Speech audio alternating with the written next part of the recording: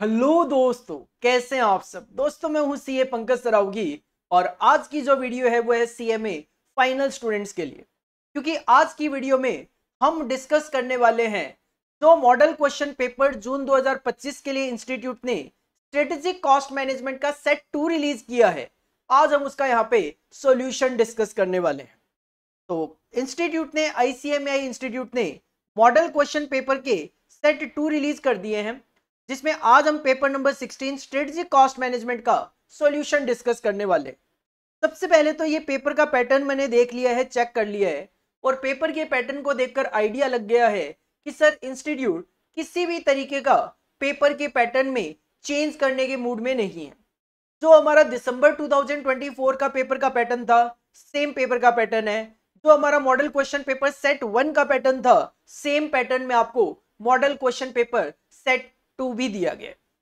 तो सबसे पहले तो इस मॉडल क्वेश्चन पेपर से ये क्लैरिटी आ गई है माइंड में कि पेपर का पैटर्न सेम रहेगा, किसी तरीके का कोई चेंज नहीं है। Even practical question, theory question जितने नॉर्मली पूछे जाते हैं, जो आपको ऑलरेडी हमने स्ट्रेटेजी में बताया हुआ है, सेम सब कुछ वैसा ही चलेगा। अगर आप हमारे चैनल पे नए हो तो चैनल को कर लीजिए सब्सक्राइब। ऑलरेडी मैं मॉडल क्वेश्चन पेपर सेट 1 जो है उसका 100% सॉल्यूशन काफी डिटेल में मैं ऑलरेडी आपके साथ डिस्कस कर चुका हूं। इसके अलावा स्ट्रेटजी कॉस्ट मैनेजमेंट का पूरा 100% मैराथन लेक्चर्स हमने टॉपिक वाइज अपने यूट्यूब चैनल पे अपलोड कर दिए हैं। प्लेलिस्ट में जाकर आप देख सकते हो और उन मैराथन के जो नोट्स हैं वो आप हमारी मोबाइल ऐप से डाउनलोड कर सकते हो। साथ में आप टेस्ट सीरीज का भी बेनिफिट हमारी मोबाइल ऐप के थ्रू ले सकते हो। तो मोबाइल ऐप भी डाउनलोड करके रख लीजिए, क्योंकि डिस्क्रिप्शन बॉक्स में मोबाइल ऐप का लिंक आपको देखने को मिल जाएगा और उस पर काफी सारा जो कंटेंट है वो आपके लिए रेलिवेंट होता है। और अगर आप एससीएम की क्लासेस बाई करना चाहते हैं तो मोबाइल व्यू के लिए आप हमारे मोबाइल ऐप से क्लासेस बाई कर सकते हो। और अगर आपको क्लासेस देखनी है लैपटॉप, डेस्कटॉप, पीसी पे, तो उस सिचुएशन में डिस्क्रिप्शन बॉक्स में आपको हमारी वेबसाइट का लिंक भी देखने को मिल जाएगा। वहां पे आप अपना ऑर्डर प्लेस कर सकते हो। बेस्ट क्लासेस बेस्ट प्राइसेस में आपको हम प्रोवाइड करवाते हैं।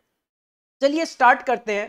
साथ में आप हमारा टेलीग्राम चैनल भी ज्वाइन कीजिए ताकि कोई भी नोटिफिकेशन अपडेशन होगा वो आपका मिस नहीं होगा। स्टार्ट करते हैं सेक्शन ए क्वेश्चन नंबर 1, जो कि कंपलसरी होता है, जिसमें हमें पता है सर 15 एमसीक्यू 2 मार्क्स के गिवन होते हैं। Question number 1, point number 1, the shadow price of skilled labour for SD limited is currently ₹10 per hour. What does this mean? इसका मतलब क्या है? The cost of obtaining additional skilled labour is ₹10 per hour. Sir shadow price का मतलब cost होता ही नहीं है। There is a hidden cost of ₹10 for each hour of skilled labour actively worked. Answer is no. Contribution will be increased by ₹10 per hour for each extra hour of skilled labor that can be obtained। तो sir shadow price यही होता है कि मेरे पास जब labour की shortage होती है तो मैं कहता हूं अगर मेरे पास लेबर और होती तो 1 घंटे काम करवा के मैं ₹10 का कॉन्ट्रीब्यूशन कमा लेता। This is known as shadow price. Answer C will be your correct answer. Second point, practical question, the product of XYZ company is sold at a fixed price of 1500 per unit। आपको सबसे पहले price पता लग गया।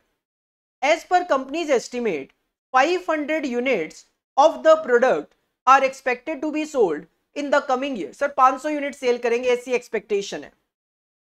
If the value of investment of the company is 15 lakh, 15 lakh रुपए का investment है, and it has a target return on investment of 15%। तो सर सिंपल सी बात यह है कि अगर आपने 15 लाख रुपए का किया इन्वेस्टमेंट, आपको चाहिए 15% का रिटर्न, तो इसका मतलब हमें रिटर्न चाहिए 15 लाख का 15%, दैट इज 2,25,000। सर 2,25,000 रुपए का मुझे चाहिए प्रॉफिट। कितने यूनिट से? 500 यूनिट से। तो सर एक यूनिट से कितना प्रॉफिट चाहिए मुझे? 450 रुपए। मुझे 450 रुपए का प्रॉफिट चाहिए पर यूनिट। क्वेश्चन जानना चाहता है टारगेट कॉस्ट क्या होगी। सर 1500 रुपए आपका प्राइस है, 450 आपको प्रॉफिट चाहिए, तो 1500 minus 450, 1050, 1050। D will be your target cost. D will be your correct answer. Third point, Ankit limited operates throughput accounting system. Throughput accounting में निकलता है थ्रूपुट कंट्रीब्यूशन, जिसका फॉर्मूला होता है selling price minus material cost. The details of product A per unit are as under. Selling price है 75 का, okay है। Material cost है 30 की, कन्वर्जन कॉस्ट है 20 रुपए की। Time to bottleneck resource 10 minutes है। सर अगर बोटल नेक रिसोर्स का टाइम 10 मिनट है तो आप 1 घंटे में 6 यूनिट्स बना लोगे। 1 घंटे में आप 6 यूनिट्स बना लोगे। क्वेश्चन की डिमांड है what is the throughput contribution per hour. 1 घंटे में आप 6 यूनिट बना लोगे और 1 यूनिट से आप कितना कंट्रीब्यूशन कमा लोगे, 45 रुपीज। 75 माइनस 30 45। तो सर 1 यूनिट से 45 कमा लूंगा तो 6 यूनिट से 270 रुपए कमा लूंगा, तो 270 रुपए 1 घंटे में कमा लूंगा। तो 270 point A will be your correct answer. 270 per hour will be your correct answer. 270 will be your correct answer. Next, point number 4. The break-even point of a manufacturing company is ₹1,60,000. Break-even point है 1,60,000 का। Fixed cost आपकी 48,000 की।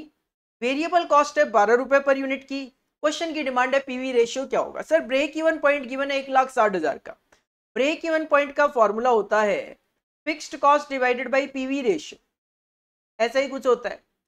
आपको break even point अगर पता है 1,60,000 तो आप डिनोमिनेटर में पीवी रेशियो कैलकुलेट कर सकते हो, क्योंकि क्वेश्चन में आपको फिक्स्ड कॉस्ट तो दी हुई है।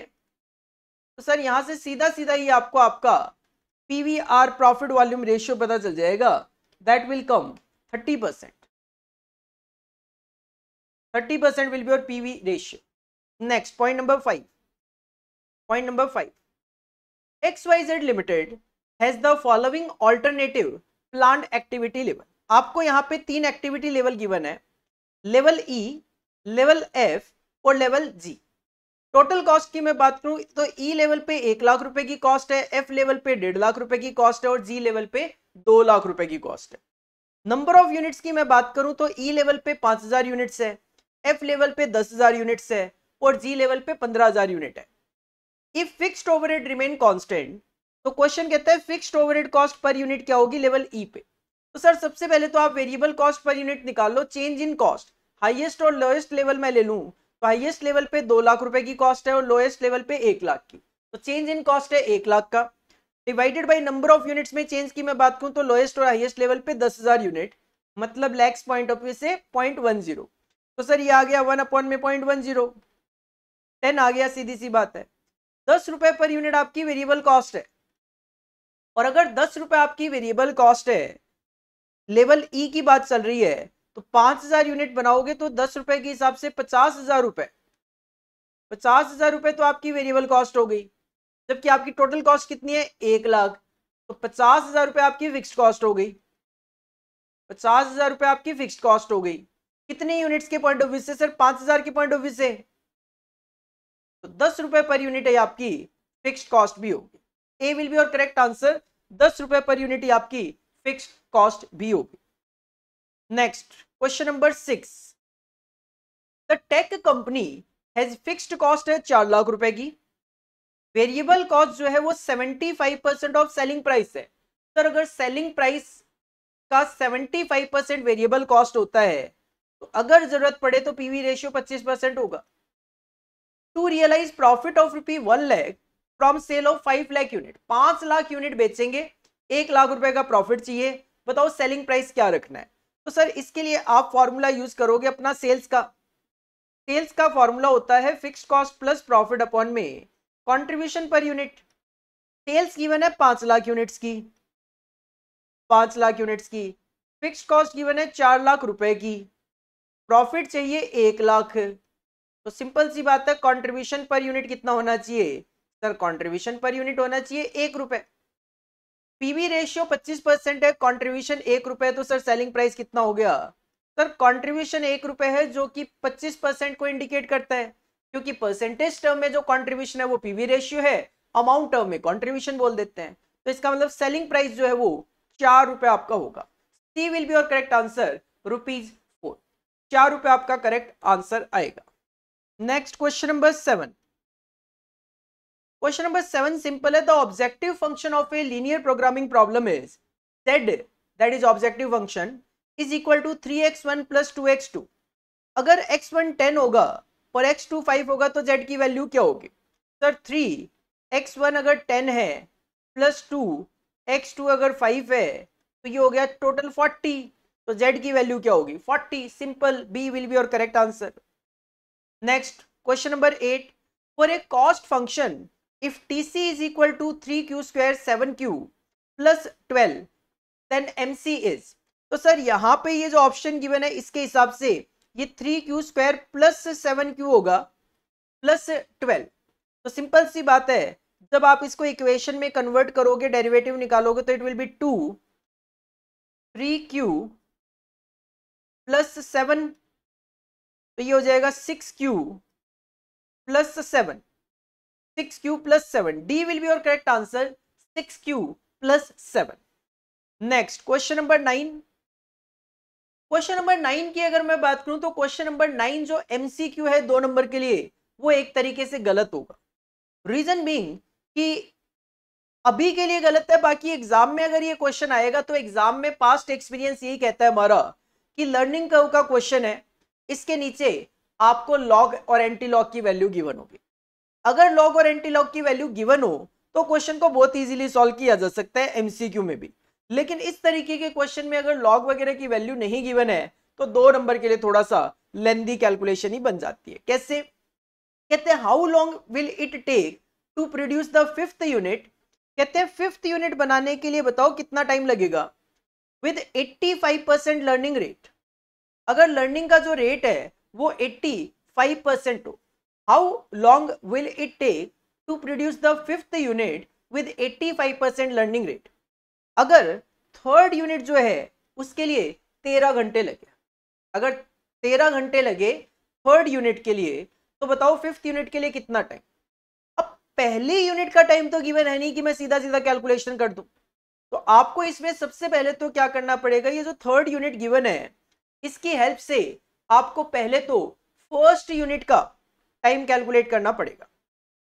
आपको इक्वेशन तो पता ही है, इस सिचुएशन में y is equal to ax की पावर b अप्लाई होता है।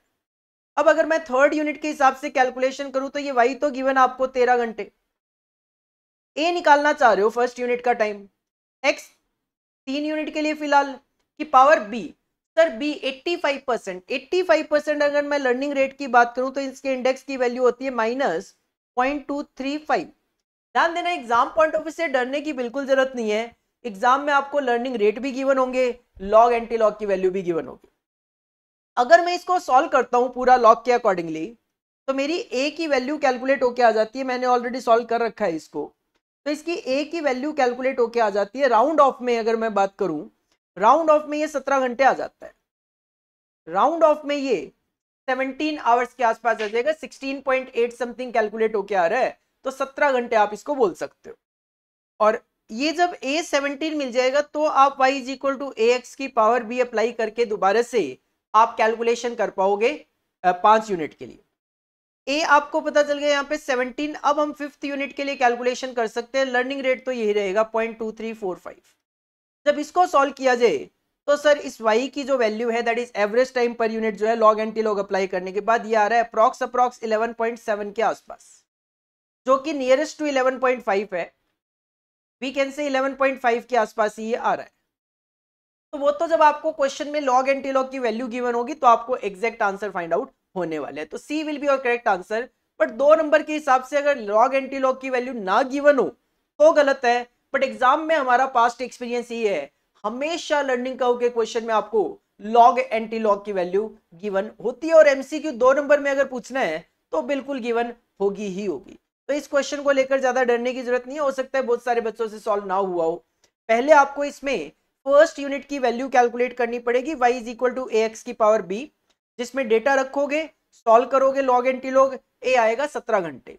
सिमिलरली अगर मैं बात करूं तो जब 5 यूनिट के लिए कैलकुलेशन करोगे तो y will be equal to 11.5। इसके बाद अगर नेक्स्ट क्वेश्चन की तरफ मैं बढ़ूं, question number 10, the normal duration and normal cost of an activity are 10 days and 350 respectively. कहते हैं नॉर्मल टाइम लगेगा 10 दिन का और नॉर्मल कॉस्ट आएगी 350 रुपए की। कॉस्ट स्लोप जो है 75 रुपए पर डे है, मतलब एक दिन क्रैशिंग करने की कॉस्ट है 75। If crash duration is 8 days, तो 2 दिन कम कर रहे हो आप, then what is the crash cost of the activity? Sir 2 दिन कम करोगे तो पर डे 75 रुपए का खर्चा है, तो 2 दिन का एक्सपेंस आएगा 75 इंटू 2 150 रुपए। ऑलरेडी 350 की कॉस्ट थी, 150 और लगाओगे तो क्रैश कॉस्ट होगी आपकी 500 rupees. B will be your correct answer, B will be your correct answer. Next आपको थ्योरी क्वेश्चन दे दिया गेम थ्योरी में से। Game theory models are classified by the number of players होते हैं sir, sum of all payoff लेते हैं, number of strategies भी कंसीडर की जाती है, तो D will be your correct answer all of this. Next 12 4 P's of TQM। Sir TQM में जो 4 P आप यूज करते हो उसका क्या मतलब है? प्रिंसिपल्स नहीं, people yes, process yes, problem yes, preparation yes. B will be your correct answer.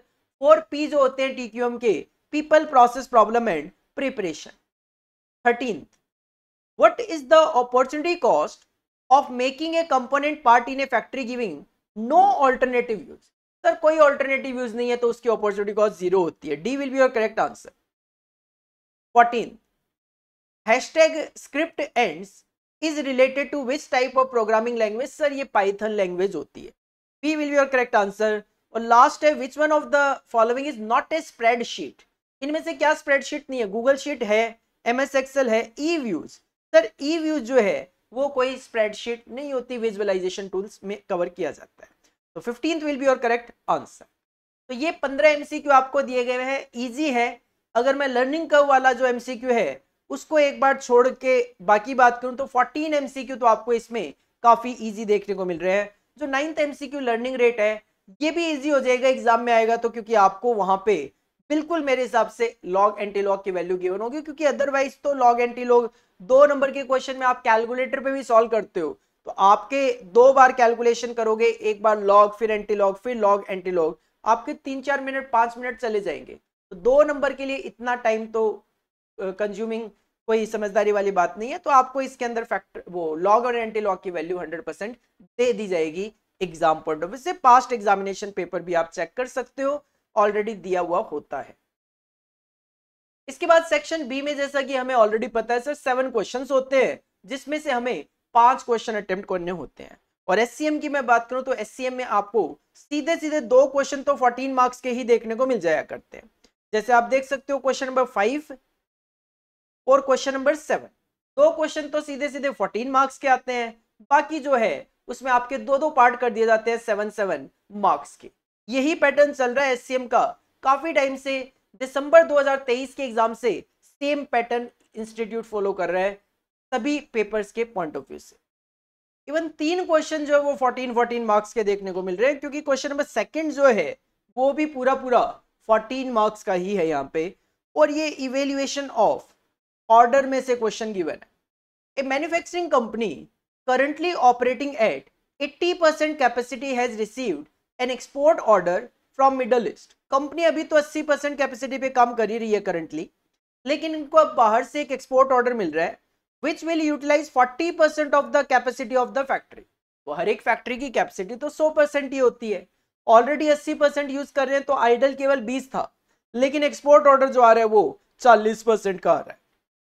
The order has to be either taken in full and executed at 10% below the current domestic price या फिर rejected totally। कहते हैं order अगर लेना है तो पूरा का पूरा लेना पड़ेगा।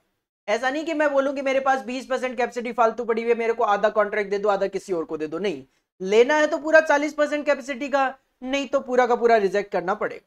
और अगर कॉन्ट्रैक्ट लेते हो तो आपको ये कॉन्ट्रैक्ट एग्जीक्यूट करना पड़ेगा 10% below the current domestic price, मतलब डोमेस्टिक में जो प्राइस है उससे कम मिलेगा 10%। Current sales and cost data are given below. अभी जो 80% पे आप काम कर रहे थे तब आपकी सेल्स हो रही थी 16 लाख, मटेरियल की कॉस्ट आ रही थी 5.8 lakh, labour 2.48 lakh, variable overhead 0.6 lakh और फिक्स्ड ओवरहेड 5.2 लाख। और कंपनी के सामने अब 3 ऑप्शन है। पहला option, the following alternative are available to management. Point number A, continue with domestic sales and reject the export order. सबसे पहले तो बेस्ट ऑप्शन कंपनी के सामने ये है कि जैसे चल रहा था चलने दो और एक्सपोर्ट ऑर्डर को कर दो रिजेक्ट। तो सर ये कॉपी पेस्ट वाली बात हो जाएगी, सॉल्यूशन इंस्टीट्यूट ने ऑलरेडी रिलीज कर दिए हैं तो वहीं से हम सॉल्यूशन करने वाले हैं। सर सबसे पहले ऑप्शन में मैं बात करूं, सेल आपकी 16 लाख रुपए होने वाली है, जिसमें से आप वेरिएबल कॉस्ट में material 5.8 lakh, labour 2.4 lakh, variable overhead 0.6 lakh, ये आप वेरिएबल कॉस्ट का टोटल करोगे 8.8, सेल में से वेरिएबल कॉस्ट माइनस करा, कंट्रीब्यूशन आया 7.2, फिक्स्ड कॉस्ट माइनस की 5.2, तो हमारा प्रॉफिट आ गया 2 लाख। पहला ऑप्शन तो यही है, 2 लाख रुपए का प्रॉफिट आप कमा सकते हो। सेकंड कहते हैं एक्सेप्ट कर लो एक्सपोर्ट ऑर्डर को and allow the domestic market to starve to the extent of excess of demand. कहते हैं एक्सपोर्ट ऑर्डर तो एक्सेप्ट कर लो 40%, बाकी जो कैपेसिटी है उसके लिए डोमेस्टिक यूज कर लो, मतलब 60%। मतलब हम कहना चाह रहे हैं डोमेस्टिक में 60% माल बेच लो, 40% जो एक्सपोर्ट का ऑर्डर है वो एक्सेप्ट कर लो। अगर आप ऐसा करोगे तो क्या होगा, ये 16 लाख रुपए की जो सेल्स थी वो थी 80 पे, लेकिन अभी आप डोमेस्टिक में केवल 60% ही बेच पाओगे क्योंकि 40% तो एक्सपोर्ट के लिए यूज हो जाएगा। तो आप डोमेस्टिक में 12 लाख रुपए की सेल कर पाओगे, आप डोमेस्टिक में 12 लाख रुपए की सेल कर पाओगे।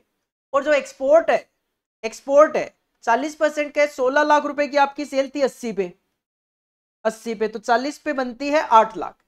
लेकिन 8 लाख रुपए की सेल तो डोमेस्टिक प्राइस के हिसाब से बनती है, एक्सपोर्ट में आपको 10% कम प्राइस रखना पड़ेगा, तो 8 में से 10% माइनस हो जाएगा, तो इट विल बी 7.2 लाख। तो आपकी टोटल सेल होगी 19.2। अब आप काम करोगे 100% पे, 60% डोमेस्टिक में बेचोगे, 40% एक्सपोर्ट में। ये मटेरियल की कॉस्ट है 5.8 लाख जो कि 80% पे है, तो 100% पे इट विल बी 7.25।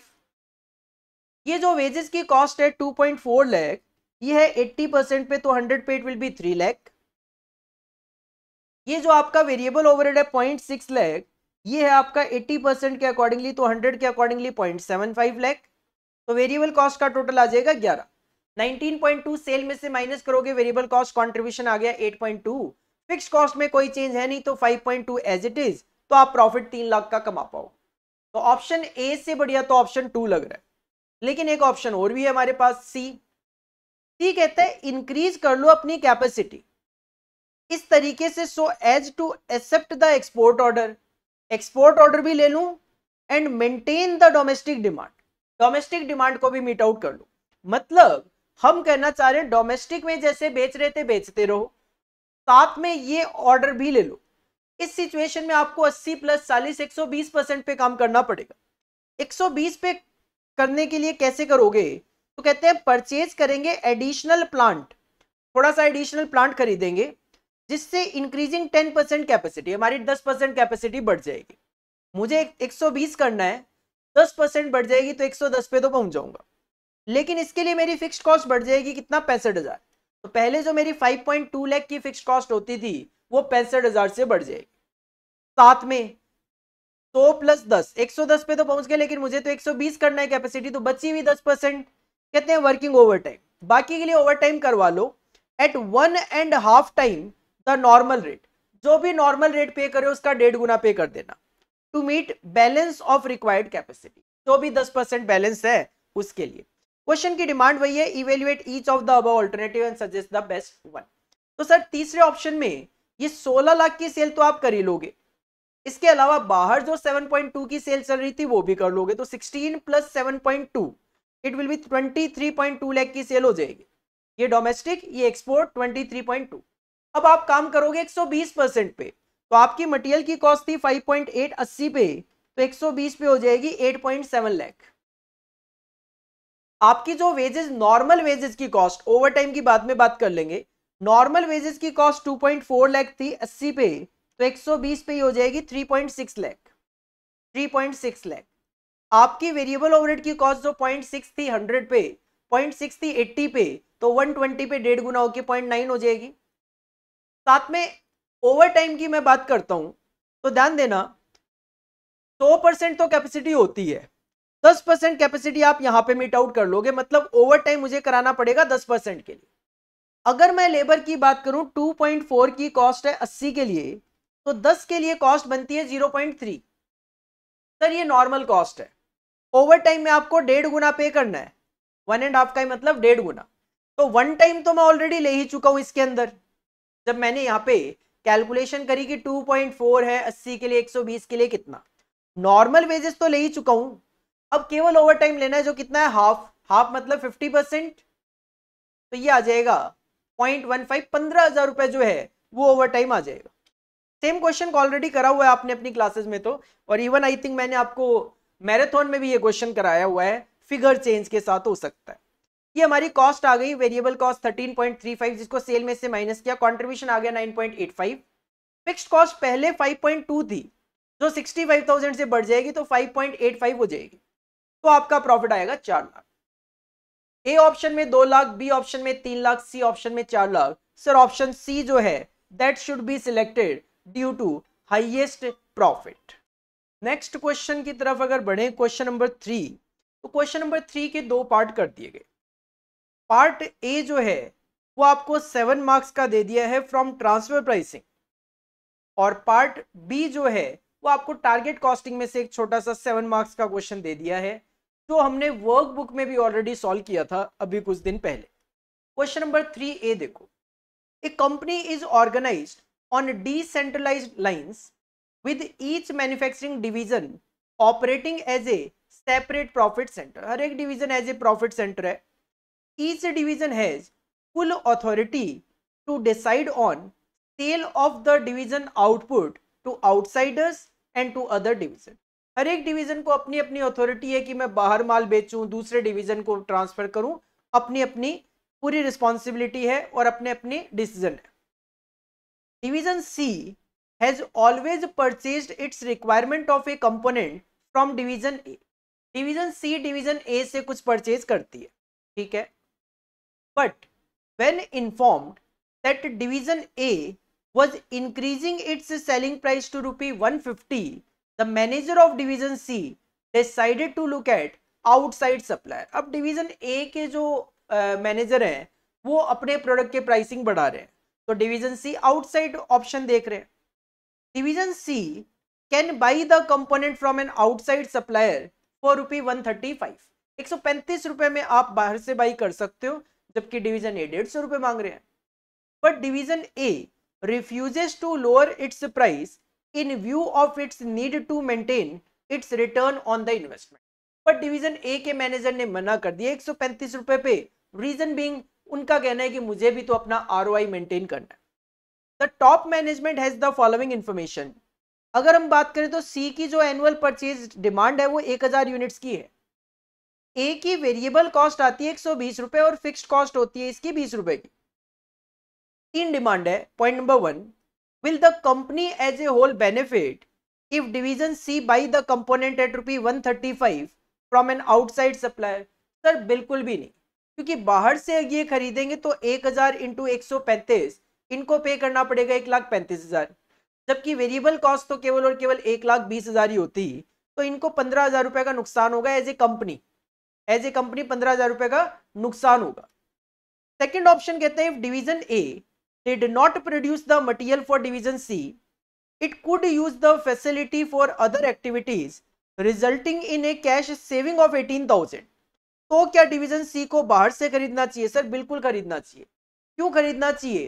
क्योंकि अगर वो बाहर से खरीदेंगे 1,35,000 रुपए पे करेंगे, वेरिएबल कॉस्ट आएगी इनकी 1,20,000 और ये 18,000 रुपए की कैश सेविंग भी तो लॉस करनी पड़ेगी उस सिचुएशन में। तो इस सिचुएशन में 1,38,000 रुपए की इनको कॉस्ट पड़ेगी अगर ये खुद वाला माल यूज करेंगे। तो बाहर से खरीद लेंगे 1,35,000 तो 3,000 रुपए की नेट सेविंग होगी इनको अगर ये बाहर से खरीदेंगे तो, क्योंकि अपॉर्चुनिटी कॉस्ट भी तो है ना इस सिचुएशन में। थर्ड, सपोज करो there is no alternative use of division A facility, तो और मार्केट प्राइस जो है वो 20 रुपए कम हो गया। सर 135 चल रहा था वो 115 हो गया, तो बाहर से खरीदूंगा तो 1,15,000 की कॉस्ट आएगी, खुद बनाऊं तो 1,20,000 की। सर बाहर से खरीदो, बाहर से खरीदोगे 5,000 रुपए की नेट सेविंग होगी आपको। प्रेजेंटेशन आंसर की आप देख लेना, ऐसा कुछ प्रेजेंटेशन है ही नहीं, कंपैरिजन किया गया कॉस्ट का। काफी ज्यादा सिंपल सा क्वेश्चन आपको ये देखने को मिल रहा था 7 मार्क्स की वेटेज के लिए, और इसके साथ जो पार्ट बी है वो भी कोई ज्यादा ट्रिकी है नहीं, टारगेट कॉस्टिंग में से ये क्वेश्चन देखने को मिल रहा है। Cello company has the capacity of production of 80,000 unit. Sir 80,000 unit बनाने की कैपेसिटी है, and presently sales 20,000 units at ₹100 each. 100 रुपए के अकॉर्डिंगली 20,000 यूनिट ये सेल कर रहे हैं।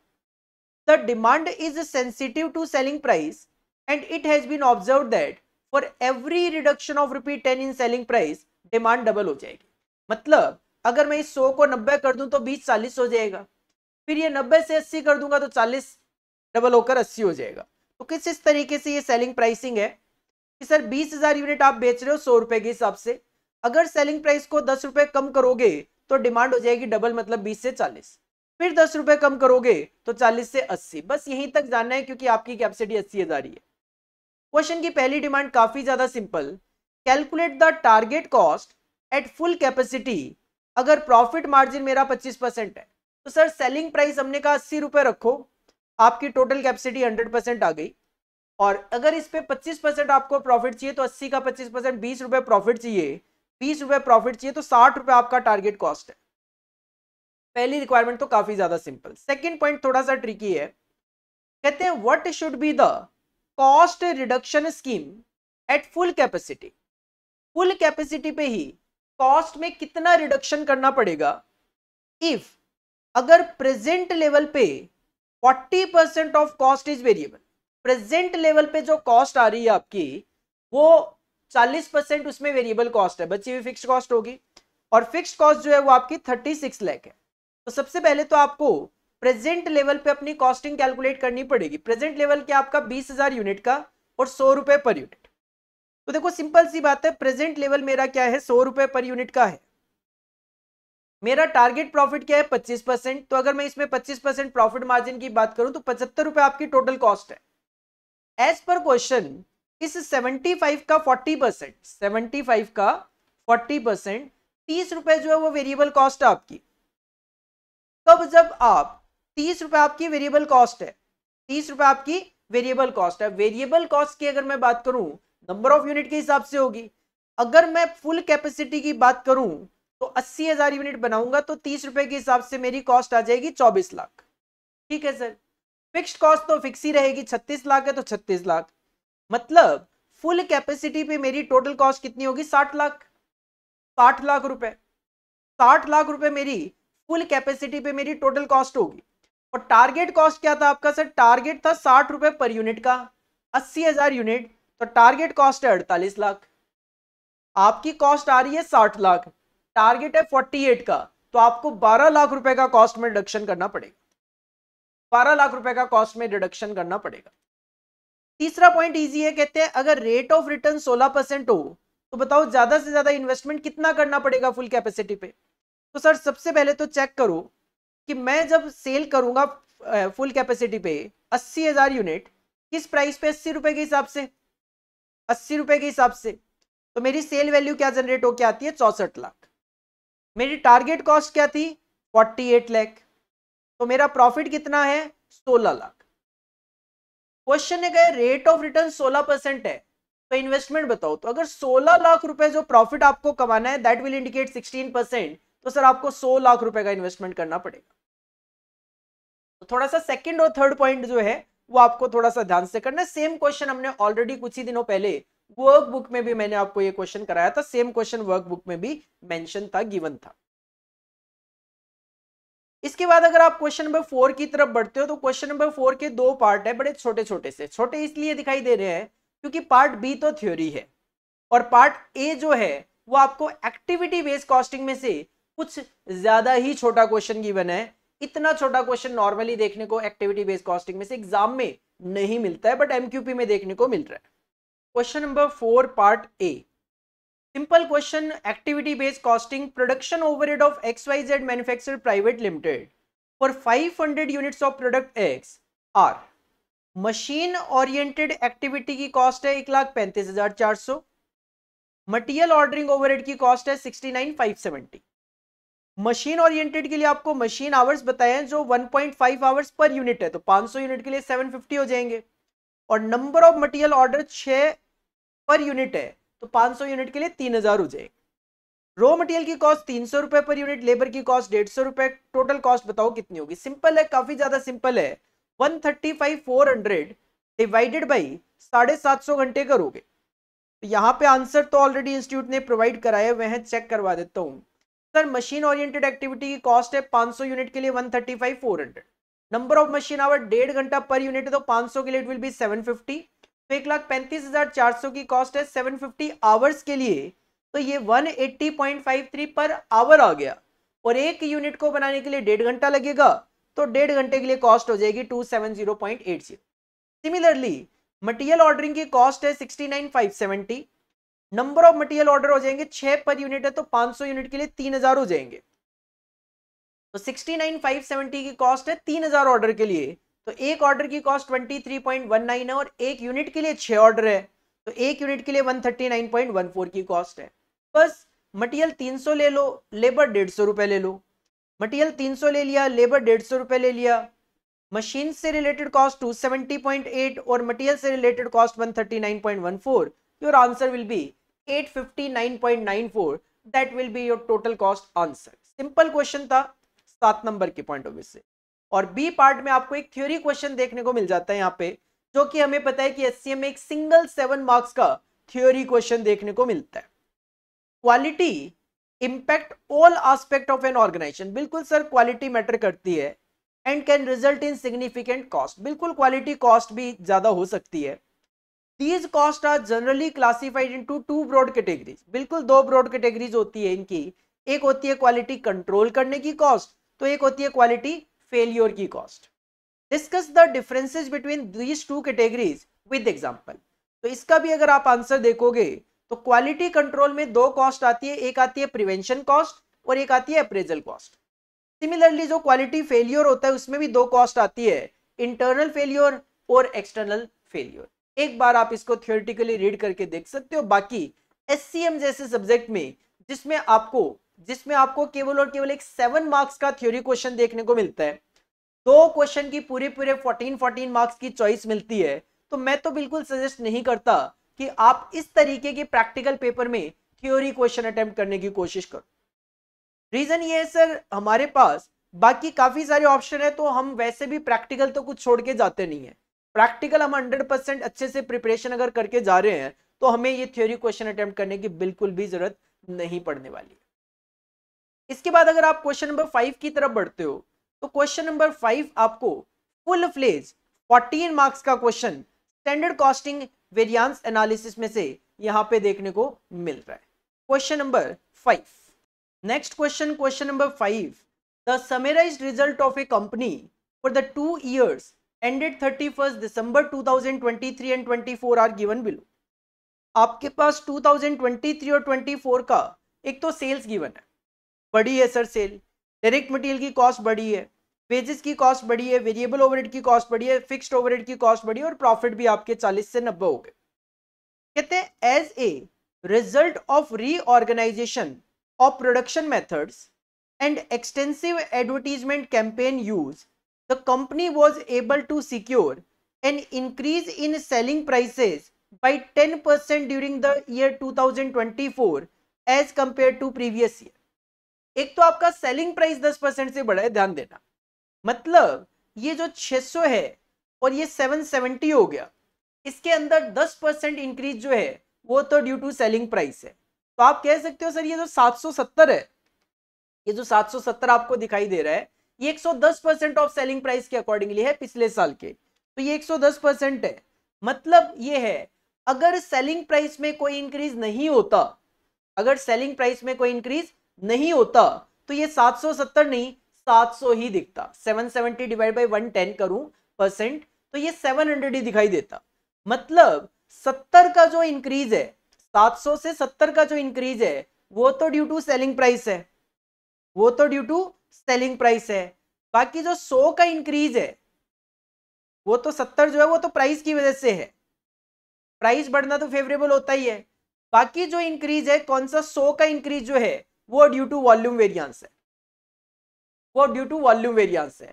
तो वॉल्यूम कितना बढ़ा, 100 बढ़ा, 700 हो गया 600 से, 100 बढ़ा 600 पे, तो 16.67% का वॉल्यूम इंक्रीज है अमाउंट में 100। तो सेल वैल्यू वेरिएंस कितना बनेगा आपका, 170 फेवरेबल। एक कैलकुलेशन तो आप बहुत इजीली यहीं से कर सकते हो। इन द ईयर 2023 पिछले साल कंपनी ने कंज्यूम किया था 1,20,000 kg ऑफ रॉ मटेरियल, और लेबर की बात करें तो 24 लाख घंटे। जबकि ईयर 2024 में ये फिगर मटेरियल 1,35,000 kg आपने कंज्यूम किया और लेबर ने 26 लाख घंटे काम किए। ठीक है sir, you use information, you are required to use information given for the year 2023 as the base year. 23 base year बनाएंगे क्योंकि प्रीवियस ईयर है. Information to analyse the result of the year 2024 and to show in a form suitable to the management the amount of each factor has contributed by way of price, usage and volume to the change in profit in 2024. कहते हैं 2023 से 2024 में ये जो profit में change आया है इसमें प्राइस, यूसेज और वॉल्यूम का क्या कंट्रीब्यूशन है वो दिखाना है. जिसमें सबसे पहले तो मैंने आपको सेल प्राइस, सेल वॉल्यूम और सेल वैल्यू डिफरेंस निकाली दी है. यहां से आइडिया लग गया कि वॉल्यूम का इंक्रीज कितना है, 16.67% है. अब अगर मटेरियल वेरिएंसेस की मैं बात करूं तो मटेरियल जो है पिछले साल 300 लाख था और क्वांटिटी कंज्यूम कितनी थी, 1,20,000. तो सर अगर 300 लाख की वैल्यू थी 1,20,000 केजी के लिए तो 250 रुपए पर केजी, 250 रुपए पर केजी. और इस साल अगर बात करें तो इस साल की अगर मैं बात करूं तो सर इस साल ये 324 लाख है और इसकी क्वांटिटी 1,35,000 केजी. 324 लाख 1,35,000 के लिए तो 240 रुपए का रेट है. ठीक है. मटेरियल कॉस्ट वेरिएंस तो आप सीधा सीधा कैलकुलेट कर पाओगे. सर मटेरियल कॉस्ट वेरिएंस की अगर मैं बात करता हूं तो मटेरियल 300 था. वॉल्यूम की वजह से अगर मैं इसको 16.67% बढ़ाता तो ये हो जाता 350 हो जाना चाहिए था, लेकिन 300 ही था. तो material expected to be use निकाल लो सबसे पहले कि सर अगर पिछले साल 1,20,000 केजी रॉ मटेरियल यूज किया था 600 की सेल के अकॉर्डिंगली, ये 770 में 70 तो ड्यू टू सेलिंग प्राइस है. अगर वॉल्यूम की वजह से मैं बात करूं तो वॉल्यूम की वजह से तो केवल 700 ही होता. तो कैलकुलेशन की मैं बात करूं तो कैलकुलेशन होगी 1,20,000 केजी था 600 के लिए, तो 700 के लिए 1,40,000 केजी होना चाहिए था, 1,40,000 केजी होना चाहिए था. और 250 रुपए के हिसाब से इसकी कॉस्ट कितनी आनी चाहिए थी, 350 लाख रुपए, 350 लाख रुपए. जबकि कॉस्ट आई कितनी है, केवल और केवल 324 लाख रुपए. तो कॉस्ट वेरिएंस आ गया 26 फेवरेबल. वॉल्यूम वेरिएंस आप सीधा सीधा ही कैलकुलेट कर सकते हो.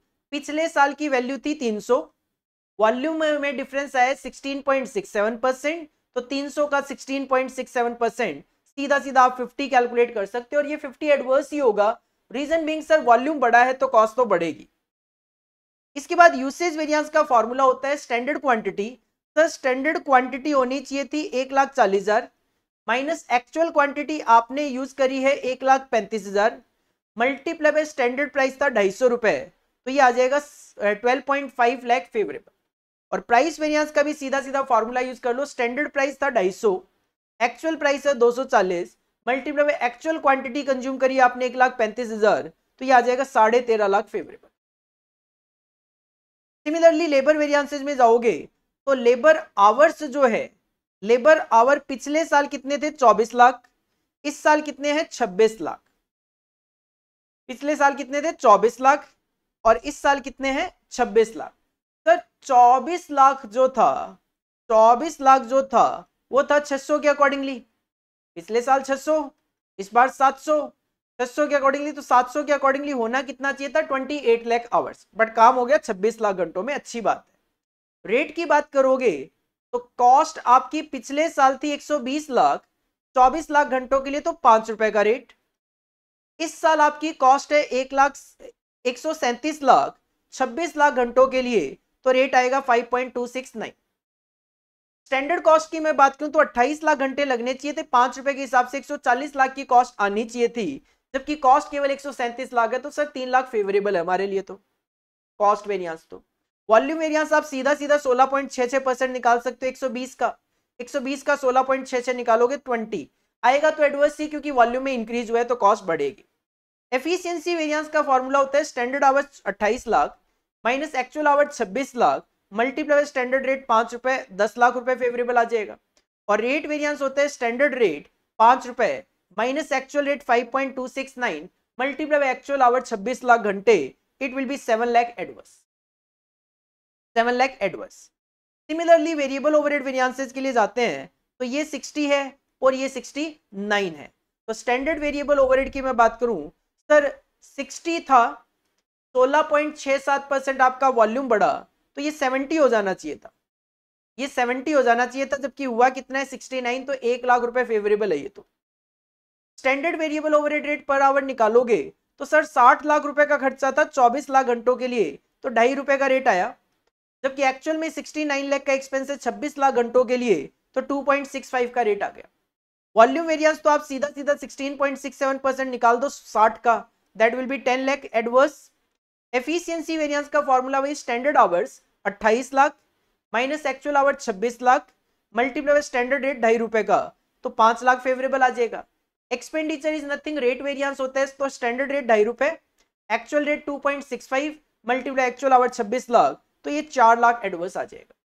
फिक्स्ड ओवरहेड में सीधा सीधा आप वेरिएंस निकाल सकते हो, यहाँ पे 70 लाख रुपए का एडवर्स है, बस यही था, रिकंसाइल करके दिखा दो।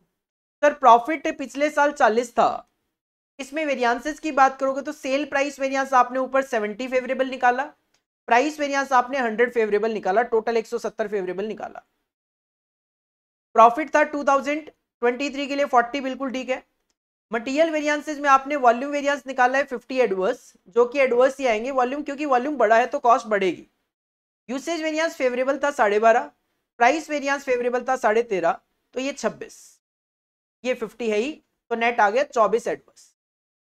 इसके बाद लेबर में भी वॉल्यूम वेरिएंस आपने ऊपर 20 एडवर्स निकाला है, एफिशिएंसी फेवरेबल है 10, प्राइस एडवर्स है 7, तो नेट आ जाएगा ये 17 एडवर्स। वेरिएबल ओवरहेड में volume variance 10 adverse, efficiency 5 favourable, expenditure 4 adverse, तो नेट आ जाएगा 9 एडवर्स, और फिक्स्ड ओवरहेड वेरिएंस तो 70 एडवर्स था ही, तो अकॉर्डिंगली ये नेट आपका 50 फेवरेबल आ जाएगा। तो 40 का जो प्रॉफिट था प्लस 50 करोगे तो आपका 2024 में 90 का जो प्रॉफिट है वो देखने को मिल रहा है।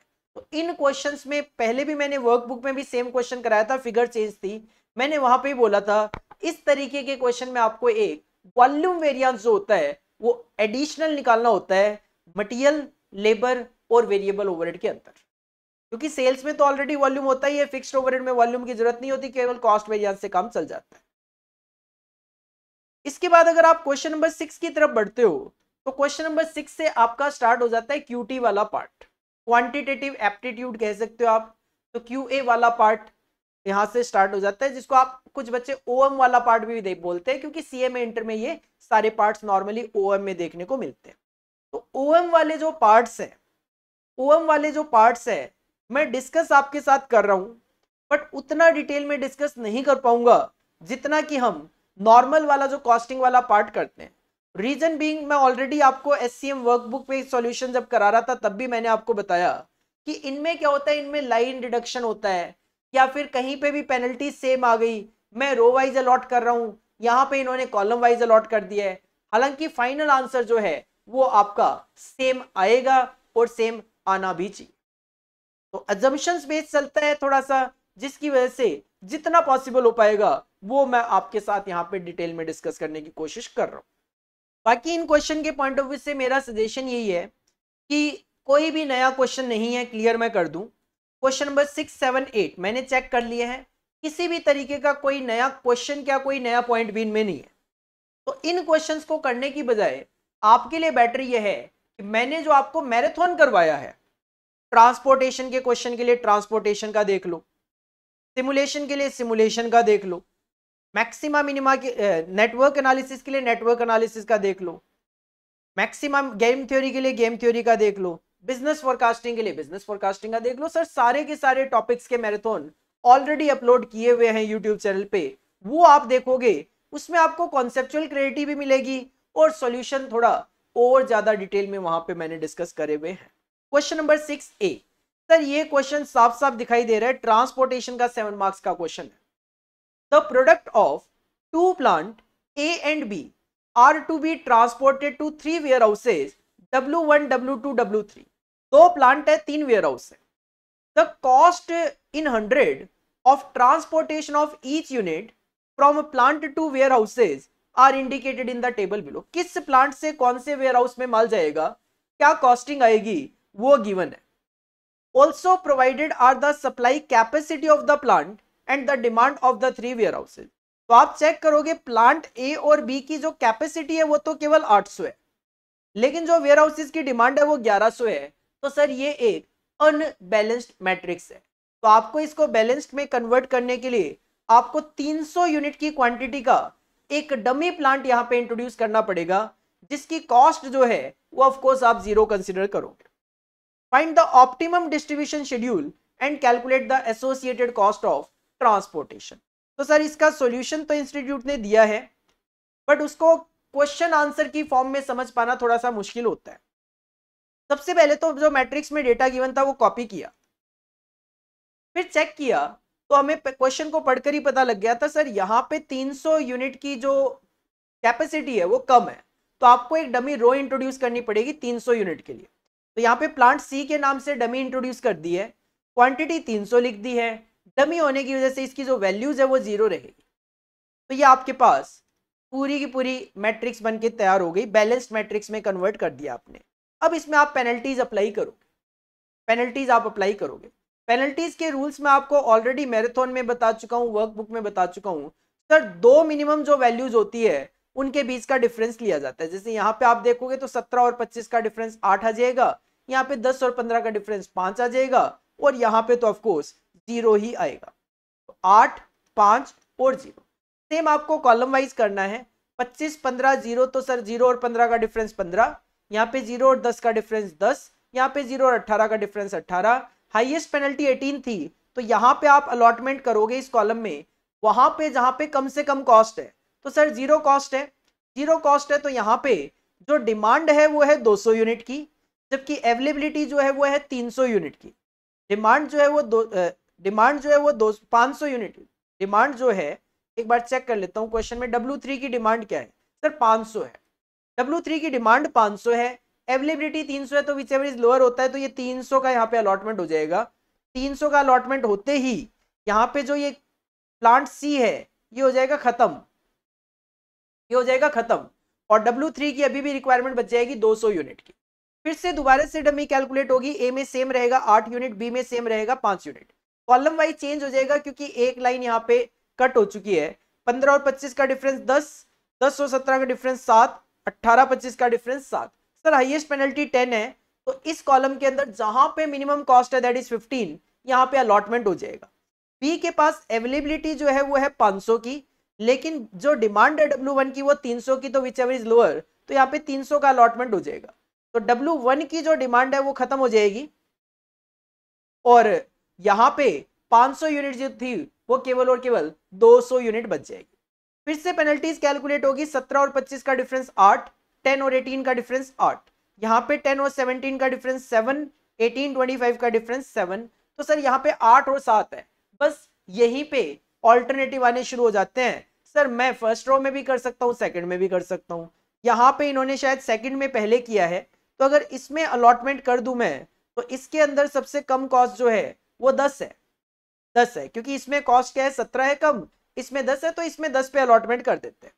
सर 10 पे अलॉटमेंट कर दिया, कितना, डिमांड थी 300 यूनिट की बट अवेलेबिलिटी केवल 200 की थी, तो 200 यूनिट का अलॉटमेंट कर दिया। जैसे ही 200 यूनिट का अलॉटमेंट किया, बी जो प्लांट है उसकी कैपेसिटी खत्म हो गई, खत्म हो गई।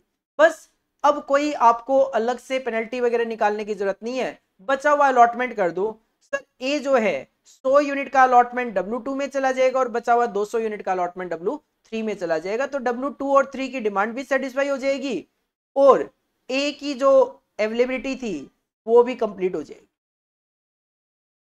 वेम का एप्लीकेशन तो हो गया। इसके बाद आपको यहाँ पे पूरा का पूरा सॉल्यूशन करके दिखाया हुआ है।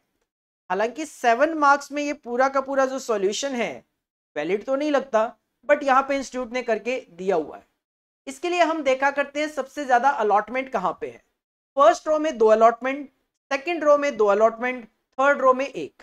कॉलम वाइज देखूं तो फर्स्ट कॉलम में 1, सेकंड कॉलम में 2, थर्ड कॉलम में 2। सर मैक्सिमम 2 है, तो अब यहाँ पे हमें कोई ना कोई जीरो एज्यूम करना होता है, तो यहाँ पे U1 को जीरो एज्यूम किया है। आप U1 भी आप पहली रो में भी कर सकते थे, दूसरी रो में भी कर सकते थे, आप सेकंड कॉलम में भी कर सकते हो, थर्ड कॉलम में भी कर सकते हो, मतलब जहां पे सबसे ज्यादा अलॉटमेंट होते हैं वहां पे ऐसा किया जाता है। और उसके बाद आप इक्वेशन अप्लाई करते हो, Cij is equal to UI plus Vj। Concept आपको देखो पता होनी चाहिए। कॉन्सेप्ट आपको नहीं पता है कोई दिक्कत वाली बात नहीं, आप मैराथन में जाओ अपने और मैराथन में जाके चेक करो। जब आप इक्वेशन अप्लाई करेंगे Cij is equal to ui plus Vj, तो आपको यहाँ पे U2, U3, V1, V2 और V3 की वैल्यूज पता लगेगी। इसके बाद फॉर द ट्रांसपोर्टेशन मैट्रिक्स हम ये चेक करते हैं number of rows m is equal to 3 and number of columns n is equal to 3, और इक्वेशन होती है m plus n minus 1, that is 3 plus 3 minus 1 5, और यहाँ पे एलोकेटेड सेल भी कितनी थी, 5 ही थी, तो हम ये ui vj की कैलकुलेशन आराम से कर पाते हैं। तो एलोकेटेड सेल जो होती है उसके लिए इक्वेशन अप्लाई होती है Cij is equal to ui plus vj, और जो अनएलोकेटेड सेल होती है उसके लिए हम डेल्टा ij की कैलकुलेशन करते हैं। अनएलोकेटेड सेल के लिए हम डेल्टा ij की कैलकुलेशन करते हैं। डेल्टा ij होता है Cij minus ui plus vj, वो अप्लाई करके आप ये सारी की सारी कैलकुलेशंस कर पाओगे। सारी की सारी ये कैलकुलेशंस जो है वो आप यहाँ पे कर पाओगे। अकॉर्डिंगली आप यहाँ पे ये अपनी कॉस्ट कैलकुलेट कर पाओगे।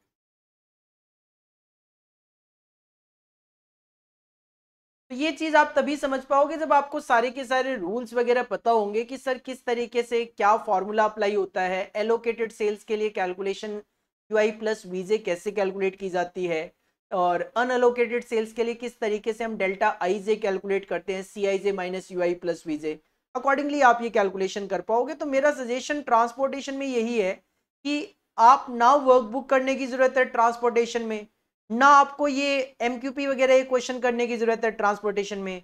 आप हमारा जो ट्रांसपोर्टेशन का मैराथन है वो देखो, उसमें सारे के सारे कॉन्सेप्ट आपको 100% क्लैरिटी वहां पे देखने को मिल जाती है। उसके बाद आप प्रैक्टिस पॉइंट ऑफ व्यू से ये क्वेश्चंस करना चाहो करके देख सकते हो, बट इन क्वेश्चंस को केवल और केवल क्वेश्चन आंसर देखने से नहीं बात बनेगी, इनको हाथ से बैठ के सॉल्व करोगे तभी और तभी एग्जाम में आप क्वेश्चंस को सॉल्व कर पाओगे। तो इसी वजह से मैंने बोला था कि जितना डिटेल में कॉस्टिंग वाला पार्ट ऊपर वाला हमने किया है उतना डिटेल में हम क्यूए वाला पार्ट नहीं कर पाते। इसके बाद अगर आप बढ़ते हो नेक्स्ट क्वेश्चन की तरफ, that is question number 6b। Sir this is given from simulation. ये एक इजी क्वेश्चन है और सिमुलेशन के क्वेश्चन को हम सॉल्व कर पाते हैं जैसे कॉस्टिंग का कर पाते हैं। मेनली सबसे बड़ी प्रॉब्लम आती है आपको असाइनमेंट में, ट्रांसपोर्टेशन में, नेटवर्क के अंदर, उन चीजों में आपको ज्यादा दिक्कत आती है जब आप क्वेश्चन से सॉल्यूशन देख रहे होते हो, कर रहे होते हो तब। A businessman is considering taking over a certain new business based on past information and his own knowledge of the business.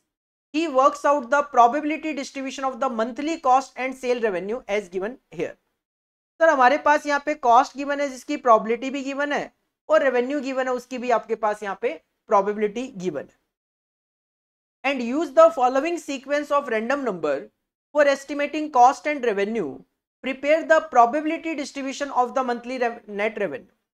Sir आपको ये जो पहला डेटा गिवन है रैंडम नंबर का, ये कॉस्ट के लिए यूज करना है और दूसरा आपको रेवेन्यू के लिए यूज करना है। सबसे पहले तो यहाँ पे कॉस्ट और रेवेन्यू दो इवेंट है, तो आपको सबसे पहले तो statement of random number range दो प्रिपेयर करनी है।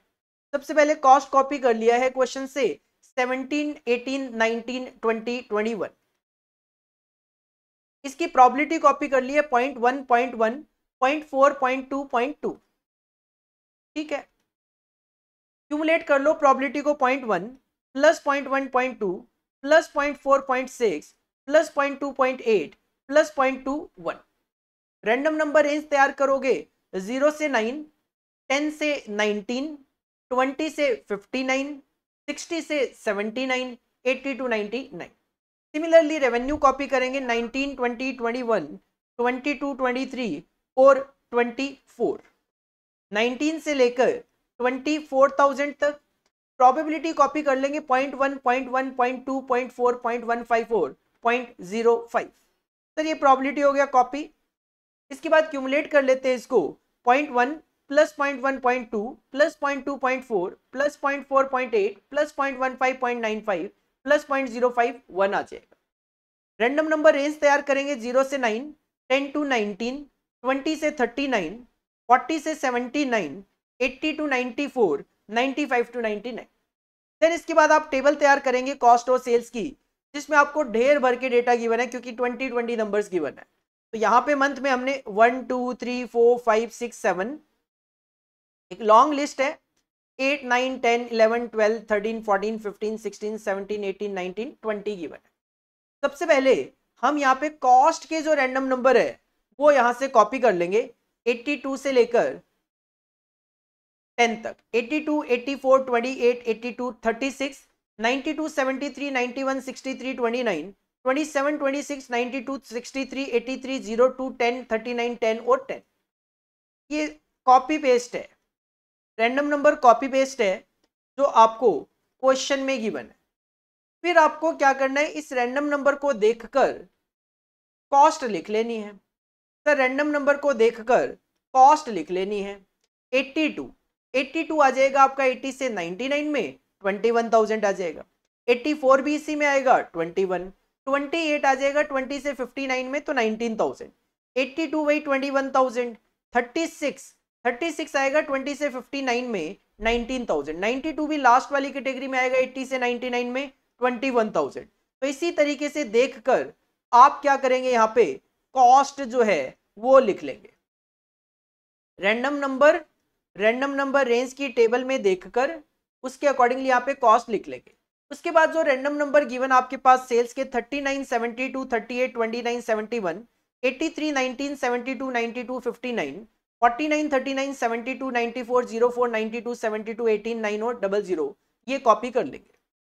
ये रैंडम नंबर यहाँ पे सेल्स से रिलेटेड आपको क्वेश्चन से कॉपी कर लेना है, क्वेश्चन से कॉपी कर लेना है। इसके बाद ये जो रैंडम नंबर्स हैं इनसे आप रैंडम नंबर रेंज की हेल्प से आप अपना सेल्स रेवेन्यू बुक कर लेंगे। जैसे 39 है, 20 से 39 21,000 रुपए की सेल। 72 40 से 79 22,000 रुपए की सेल। 38 सर 21,000 की सेल। 29 21,000 की सेल। 71 22,000 की सेल। 83 80 से 94 में आ गया 23,000 की सेल। इसी तरीके से रैंडम नंबर को रैंडम नंबर रेंज में देखकर आपको ये सेल्स बुक कर लेनी है, आपको ये सेल्स बुक कर लेनी है।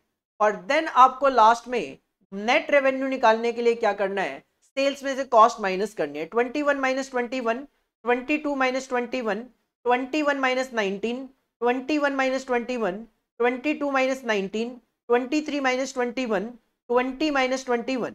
सिंपल सी बात है, नेट मंथली रेवेन्यू मतलब प्रॉफिट है। 22 minus 21, 23 minus 20,000, 22,000 minus 19,000, 22 minus 19, 21 minus 19, 22 minus 21, 23 minus 20, 19 minus 21 2,000 negative, 23 minus 17, 22 minus 18, 20 minus 19, 19 minus 18 और 19 माइनस 18। तो इस तरीके से आप नेट मंथली रेवेन्यू कैलकुलेट कर पाओगे, मतलब ये प्रॉफिट है एक तरीके से। देन क्वेश्चन में यहाँ पे डिमांड कुछ और थी, इन्होंने कहा prepare the probability distribution of monthly net revenue. तो आपको ये चेक करना है कि सर ये मंथली नेट रेवेन्यू कितना कितना है। 0 भी हो सकता है, 1,000 भी हो सकता है, 2,000 भी हो सकता है, 3,000 भी हो सकता है पॉजिटिव, नेगेटिव 2,000 भी हो सकता है, 6,000 भी हो सकता है और 4,000 भी हो सकता है। तो यहाँ पे लिख लिया है कि नेगेटिव 2,000 भी हो सकता है, 0 भी हो सकता है, 1,000, 2,000, 3,000, 4,000 और 6,000 हो सकता है।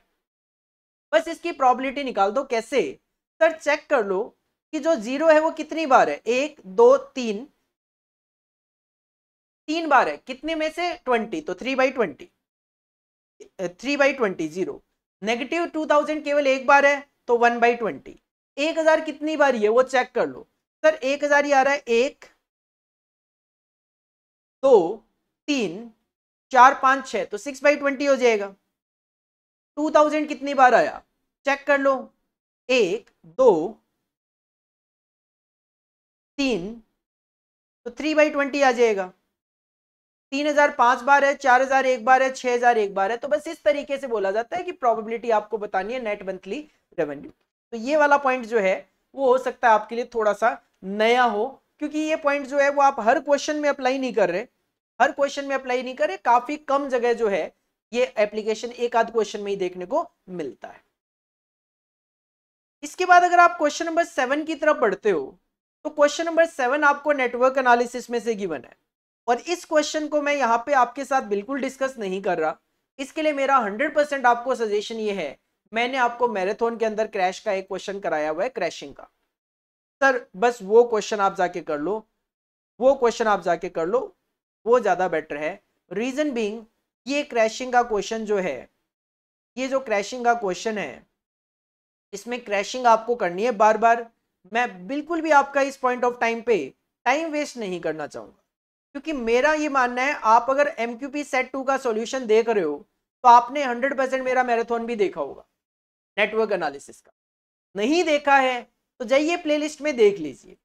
सर सेम क्वेश्चन हमने अपनी क्लासेस में डिस्कस करा हुआ है, सेम क्वेश्चन क्लासेस में डिस्कस करा हुआ है। फिगर मुझे आइडिया नहीं है, थोड़ा बहुत ऊपर नीचे हो सकता है, बट इस क्वेश्चन को यहां पे इस सॉल्यूशन के साथ डिस्कस करना इम्पॉसिबल लाइक सिचुएशन होगी।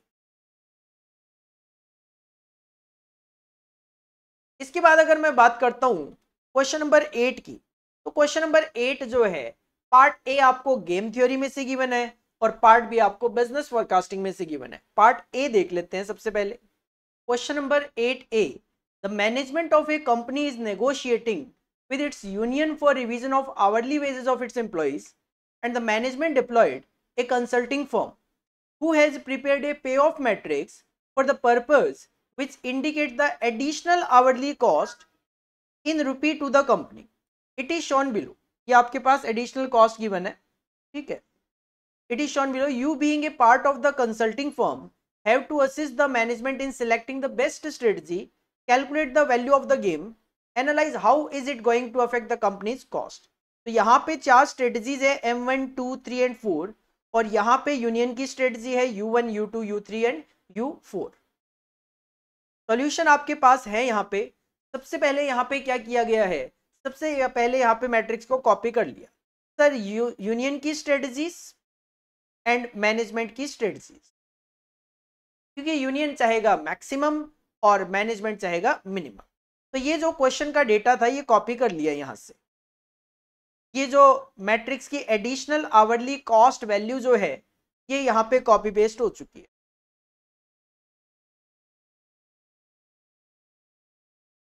सबसे पहले रो का मिनिमम देखा 1.4 है, 1.2 है, 0.8 है और यहां पे -0.2 है। रो वाइज मैक्सिमम देखा तो कॉलम वाइज मैक्सिमम देखा तो 3.5 दैट इज 2, इसमें 1.5। तो मिनीमैक्स की अगर मैं बात करूं तो यहाँ पे मिनीमैक्स, मैक्सिमम का मिनिमम है यहाँ पे ये आ गया आपका। तो यहाँ पे आपका रो का मिनिमम था तो मिनिमम में से मैक्सिमम पिक करना है तो 1.4, कॉलम वाइज मैक्सिमम था तो मिनिमम पिक करना है दैट इज 1.5। ठीक है, बिल्कुल ठीक है। मैक्सिमम वैल्यू 1.4 जो है that is not equal to minimax value, मतलब सैडल पॉइंट एग्जिस्ट नहीं करता। This is a problem of mixed strategy, reason being क्योंकि mixed is not a 2x2 matrix. Dominance rule जो है वो आप यहाँ पे अप्लाई करके मैट्रिक्स को छोटा कर सकते हो, क्योंकि ये 4x4 मैट्रिक्स है। डोमिनेंस रूल आपको अप्लाई करना पड़ेगा, डोमिनेंस के रूल्स आपको पता होने चाहिए, अकॉर्डिंगली आप इस क्वेश्चन को सॉल्व कर पाओगे। एज ऑल द एलिमेंट, आप देख सकते हो कि as all the element of third row of the above matrix are either greater than और equal to the corresponding element of the fourth row, तो third row can be considered. इसके लिए भी मैं यही कहूंगा, अगर आपको डोमिनेंस रूल्स वगैरह नहीं पता है तो आप हमारा पहले मैराथन का लेक्चर देखिए, पहले मैराथन का लेक्चर देखिए, उसके बाद आपको डोमिनेंस के रूल्स क्लियर हो जाते हैं तो उसके बाद आप इस तरीके के क्वेश्चन को इजीली देख सकते हो। तो चौथा रो जो है वो इंफीरियर है, तो फोर्थ रो को आप इग्नोर कर दोगे तो नई मैट्रिक्स आप में की केवल U1, U2, U3 बच जाएगी, मतलब फोर्थ रो यहाँ पे हट जाएगी। क्योंकि सिंपल इसमें यही होता है कि जो इंफीरियर रो होती है, जो इंफीरियर रो होती है उसको हटा दिया जाता है। रो के बाद इंफीरियर कॉलम हटाने की बात आएगी तो M1 जो कॉलम है वो इंफीरियर है। इंफीरियर क्या है सर? इंफीरियर सिंपल सी बात है कि जो यूनियन है, यूनियन जो है वो चाहती है ज्यादा से ज्यादा, तो जो कम से कम वैल्यूज होगी वो क्या है, उनके लिए इंफीरियर है। मैनेजमेंट चाहता है कम से कम कॉस्ट आए, तो जो ज्यादा से ज्यादा वैल्यूज है वो उसके लिए इंफीरियर होगी। कॉलम वाइज आओगे तो सर कॉलम वाइज M1 जो है वो इंफीरियर है, तो M1 को हटा दिया तो ये 3x3 स्ट्रेटजी बन गई। अभी भी और आगे जाओगे तो फिर रो वाइज वापिस से एक बार रो एक बार कॉलम, रो वाइज अगर हम जाते, रो वाइज के बाद यहाँ पे M2 M3, तो यहाँ पे ऑल द एलिमेंट चेक किया होगा, तो उसके बाद क्या हुआ, M4 कॉलम को हटा दिया क्योंकि वो इंफीरियर होगा, तो M2 M3 बच गया। और फिर रो वाइज देखा तो U2 जो है वो इंफीरियर है, वो हटा दिया, तो ये 2x2 स्ट्रेटजी आ गई। जब 2x2 स्ट्रेटजी आ जाती है तो आप अपना ऑड मेथड अप्लाई कर सकते हो, और ऑड अप्लाई करके आप यहाँ पे अपना आंसर कैलकुलेट कर पाओगे। अगेन मैं इसके लिए कहूंगा आप हमारा जो गेम थ्योरी का मैराथन है वो देख लो, उसके बाद इस तरीके के क्वेश्चन आप इजीली देख सकते हो। काफी लेंथी क्वेश्चन है, क्वेश्चन से सॉल्यूशन करना कोई समझदारी वाली बात यहाँ पे इस क्वेश्चन के लिए भी नहीं रहेगी। इसी वजह से मैंने स्टार्टिंग में ही बोल दिया था आपको, क्यूए वाला जो पार्ट है, क्यूए वाला जो पार्ट है, इसमें क्वेश्चन से आंसर थोड़ा सा, ये जो इस तरीके के क्वेश्चन गिवन है इनमें मुश्किल होता है। सिमुलेशन वगैरह आप आराम से कर सकते हो, कोई दिक्कत नहीं है, ठीक है, सिमुलेशन में कोई दिक्कत नहीं आती। बट इस तरीके के जो क्वेश्चंस होते हैं जिसमें काफी लेंथी आंसर्स बनाए जाते हैं, इनमें प्रॉब्लम फेस होती है। इसके बाद अगर क्वेश्चन नंबर 8B आप देखते हो, तो there are 2 variable that need to be studied. ये तो सिंपल वही क्वेश्चन है जो आप इंटर में भी डिमांड फोरकास्टिंग में कर रहे थे। Export of raw cotton and import of manufactured goods into India. Following data set, 7 साल का आपके पास डेटा गिवन है। Suggest what kind of regression model should be used here and what are the result of this regression. तो X और Y values आप consider कर लोगे सर, एक्स और वाई वैल्यूज हम कंसीडर कर लेंगे। एक्स में हमने इंपोर्ट कॉपी कर लिया है और वाई में हमने एक्सपोर्ट कॉपी कर लिया। ठीक है, जब आप इक्वेशन अप्लाई करते हो, ये सीरियल नंबर डाले हैं, इक्वेशन अप्लाई करते हो तो आपको sigma X, sigma Y, sigma X square, sigma X Y की जरूरत पड़ती है। तो यहाँ पे एक्स स्क्वायर निकाल लिया और एक्स वाई भी कैलकुलेट कर लिया, इसका टोटल कर लिया है। ये सिग्मा एक्स हो गया, ये सिग्मा वाई हो गया। देन आप इक्वेशन अप्लाई कर लेंगे, देन आप इक्वेशन अप्लाई कर लेंगे, बिल्कुल इक्वेशन हम अप्लाई कर लेंगे। Sigma Y is equal to N A plus B sigma X, और दूसरी इक्वेशन होगी sigma X Y is equal to A sigma X plus B sigma X square. ये इक्वेशन आप अप्लाई करके ए और बी की वैल्यू कैलकुलेट कर पाओगे। ए और बी की वैल्यूज आप यहाँ पे कैलकुलेट कर पाओगे। तो ए और बी की वैल्यूज जो है वो आपको यहाँ पे मिल जाएगी। बी आ जाएगा 0.39 और ए आ जाएगा आपका 34.72। तो बस ये इक्वेशन बनेगी 34.72 प्लस 0.39x। आगे किसी ईयर की वैल्यू वगैरह तो पूछा नहीं है, नहीं तो कई बार क्या होता है, क्वेश्चन कहता है बताओ 12वें साल में क्या वैल्यू आएगी, 15वें साल में क्या वैल्यू आएगी, तो अकॉर्डिंगली आप वैल्यू यहाँ पे कैलकुलेट कर पाते हो। तो ये एक छोटा और इजी क्वेश्चन यहाँ पे आपको गिवन था। तो ये इंस्टीट्यूट ने आपको MQP सेट 2 दिया है, बट क्लियरली अगर मैं बात करूं, इस MQP सेट 2 में एक सिंगल क्वेश्चन या इवन सिंगल पॉइंट कोई भी नया देखने को नहीं मिल रहा। हाँ, आप अपने सेटिस्फेक्शन पॉइंट ऑफ व्यू से ये जो MQP सेट 2 है ये कर सकते हो, बट अगर आपने ऑलरेडी स्टडी मटेरियल कर लिया है, अगर आप सेल्फ स्टडी कर रहे हो, आपने अगर स्टडी मॉड्यूल कर लिया है, आपने अगर वर्कबुक कर ली है, आपने अगर पीछे के 4-5 साल के क्वेश्चन पेपर कर लिए, आपको अलग से ये MQP करने की जरूरत भी नहीं। और अगर आप हमारे रजिस्टर्ड स्टूडेंट हो, आपने क्लासेस वगैरह करी हुई है हमारी, आपको करने की जरूरत ही नहीं है, क्योंकि ऑलरेडी ये सारी की सारी वैरायटीज ऑफ क्वेश्चंस जो है वो आप अपनी क्लासेस में काफी डिटेल में कर चुके हो। इवन आप अगर हमारी क्लासेस नहीं भी ली है तो आपने अगर हमारा मैराथन भी देखा होगा, तो ये सारी वैरायटी ऑफ क्वेश्चन तो हमने मैराथन में भी आपको ऑलरेडी करवाई हुई है। तो MQP सेट 2 मेन पर्पज करवाने का ये था, सर किसी भी बच्चे को किसी क्वेश्चन में दिक्कत हो तो उसको एक गाइडेंस मिल जाए। साथ में देखो, अगर नहीं किया जाए तो हमें एक मन में कंफ्यूजन रहता है, एक नर्वसनेस रहती है कि हमने MQP सेट 2 नहीं किया, बट कर लिया, देख लिया, एक आइडिया लग गया, सर पेपर के पैटर्न में कोई चेंज नहीं है, किसी भी तरीके का कोई नया क्वेश्चन नहीं है, तो MQP सेट 2 की तरफ से हम निष्फिक्र हो सकते हैं और हमारी जो ऑलरेडी प्रिपरेशन थी हम उसी को आगे कंटिन्यू कर सकते हैं for exam point of view. तो लास्ट में अगेन यही कहना चाहूंगा, अगर आपके लिए वीडियो बेनिफिशियल था तो सबसे पहले कर दीजिए लाइक और अपने दोस्तों के साथ शेयर करना तो भूलना ही नहीं है। चैनल को सब्सक्राइब अभी तक नहीं किया तो क्यों नहीं किया, मुझे समझ में नहीं आता। SCM का इतना रेलिवेंट कंटेंट हम ऑलरेडी अपने YouTube चैनल पे अपलोड कर चुके हैं, जिसको करके भी आप पास हो सकते हो। और लास्ट में कहना चाहूंगा टेलीग्राम चैनल को सब्सक्राइब कीजिए, किसी भी अपडेशन नोटिफिकेशन के लिए मोबाइल ऐप को डाउनलोड करके छोड़ लीजिए। क्लासेस बाई करनी है डायरेक्ट मोबाइल ऐप से भी कर सकते हो और वेबसाइट के थ्रू भी आप अपना ऑर्डर प्लेस कर सकते हो। This is all about for today. मिलते हैं नेक्स्ट वीडियो में। Thank you, bye bye and all the best for exam. Thank you.